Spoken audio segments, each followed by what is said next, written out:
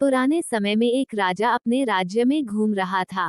तभी उसने एक भिखारी से कहा कि आप मुझे भीख में थोड़ा सा अनाज दे दीजिए। मेरे गुरु ने कहा है कि आज मुझे किसी भिखारी से भीख लेनी है। इस उपाय से अपने राज्य का संकट दूर हो जाएगा। राजा की बात सुनकर भिखारी हैरान हो गया।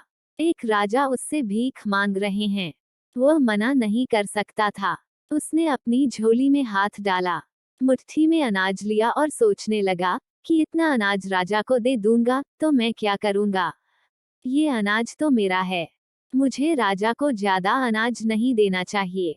उसने मुट्ठी में से कुछ अनाज झोली में ही छोड़ दिया और थोड़ा सा राजा को दे दिया।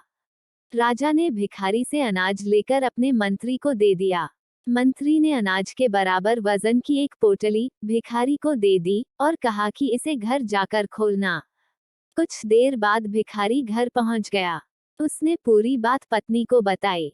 पत्नी ने झोली में से पोटली निकाली और खोली तो उसमें सोने के सिक्के थे।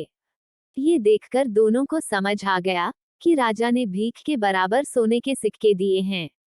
भिखारी और उसकी पत्नी दोनों को इस बात का पछतावा हो रहा था कि भीख में थोड़ा सा अनाज क्यों दिया। ज्यादा अनाज देता तो राजा ज्यादा सोना देता। इस छोटी सी लोक कथा की सीख यह है कि दान करते समय कंजूसी नहीं करनी चाहिए। अपने सामर्थ्य के अनुसार दान करते रहने से हमारे पुण्य में बढ़ोतरी होती है, धर्म लाभ मिलता है। हमेशा प्रसन्न होकर जरूरतमंद लोगों को भिक्षा देनी चाहिए।